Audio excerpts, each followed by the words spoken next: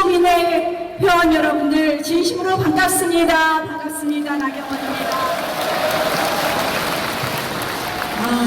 오늘 여기 와서 정말 여러분들 진짜 오래간만에 뵀어요. 제가 사실은 요새는 동작구에 꼭 박혀 있습니다. 동작구에서 열심히 지역에서 활동하는데요. 저는 이렇게 생각합니다. 정치인의 가장 기본 책무는 자기 지역 지키는 것부터 시작이다. 그래서 제가 동작구 열심히 지키지만 사실 여러분들과 너무너무 뵙고 싶었는데요. 오늘 양재곤 회장님께서 이런 좋은 행사를 만들어주시고 초대해주셔서 감사드립니다. 여러분 다시 한번 우리 양재곤 회장님께 박수 한번 쳐드리면 좋겠습니다.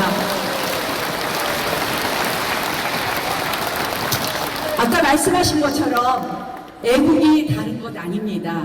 오늘 이 자리에 함께 해주시는 여러분들이 바로 애국자십니다. 저는 윤석열 정부 들어서서 많은 것이 바뀌고 있지만 오늘 광복절을 맞아서 정말 가슴 벅차오르는 것이 있습니다. 뭐냐?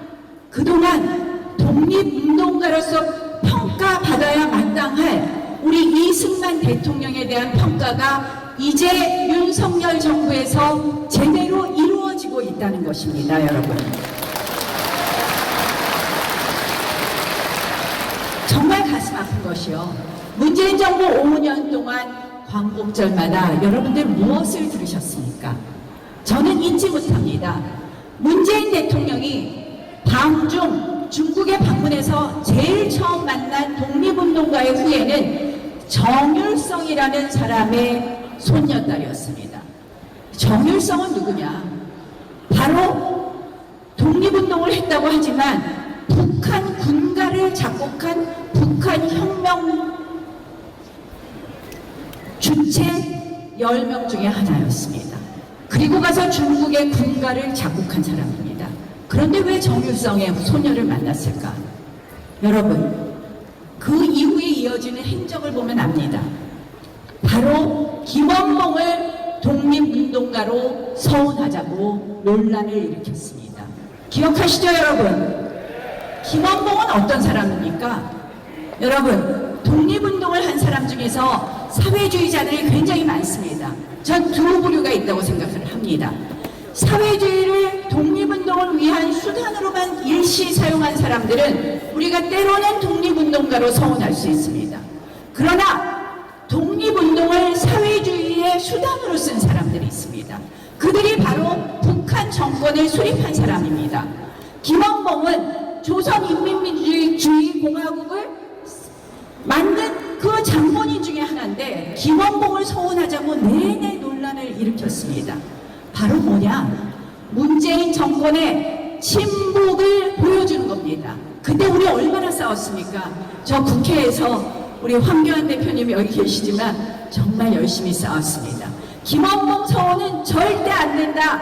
여러분들과 함께 반대했기 때문에 우리가 그런 조선인민민주주의공화국 성립에 앞장선 사람을 독립운동가로 서운하는 일은 없었던 것입니다. 여러분들 진심으로 감사드립니다.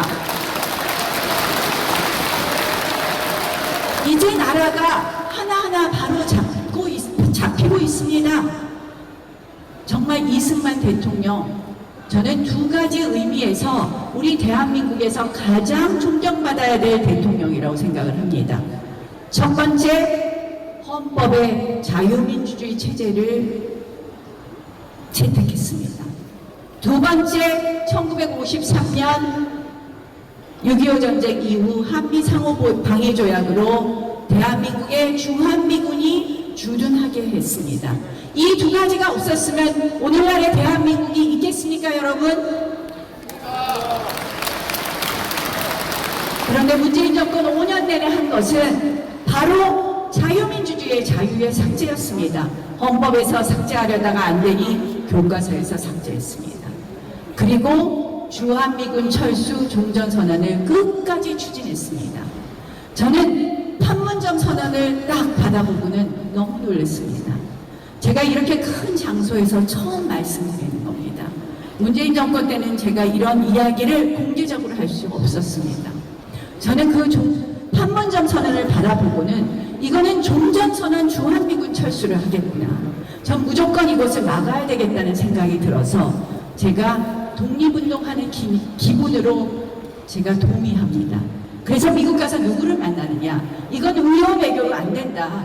백악관을 설득해야 되겠다. 사실 그 당시 저는 국회직도 당직도 없었습니다. 평의원이었습니다. 그래서 제가 만난 사람이 누구냐? 저는 안 만나줄 줄 알았습니다. 코스염난 존 볼튼 아시죠? 국가안보보좌관 존 볼튼을 만났습니다.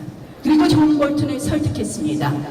이 종전선언 그리고 주한미군 철수를 목적으로 한 판문점 선언 여러분들이 지지해주면 안 됩니다. 트럼프 대통령을 붙잡아 주십시오. 문재인 정권은 바로 헌법에서 자유민주주의의 자유를 삭제하려고 했고 교과서에는 끝내 삭제하고 말았습니다.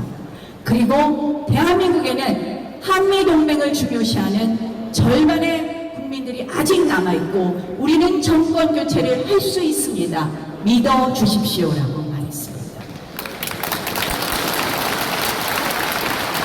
그 이후 존 볼튼은 그 약속을 지켰고 그 다음 제가 원내대표가 된 이후에 한국에 방문해서 정치인 중에 저를 유일하게 제일 먼저 만나고 청와대에 들어갔습니다. 그때 그래서 문재인 정부의 핵심 관계자들은 저 때문에 종전선언을 못했다고 비난하기 시작했고요. 정말 그래서 저도 그 이후에 정치적으로 변하지는 않았습니다. 그러나 저는 제가 할 수 있는 최선을 다했다고 생각을 하고요. 저는 여기 계신 여러분들 한 분 한 분이 각자의 자리에서 최선을 다했기 때문에 우리가 독립운동과 같은 바로 정권 교체를 이루어낼 수 있었다고 생각합니다, 여러분. 진심으로 감사드립니다. 그런데요, 이제 하나 더 남았습니다. 제가 사실 윤석열 정부 들어서 여러분들 이런저런 일이 있지만 저는 그래도 이렇게 생각합니다.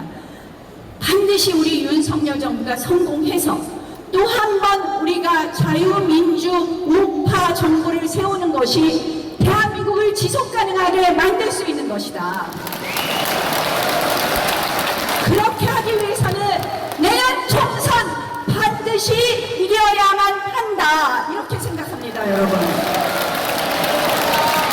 그렇게 하기 위해서 정말 간절히 호소합니다.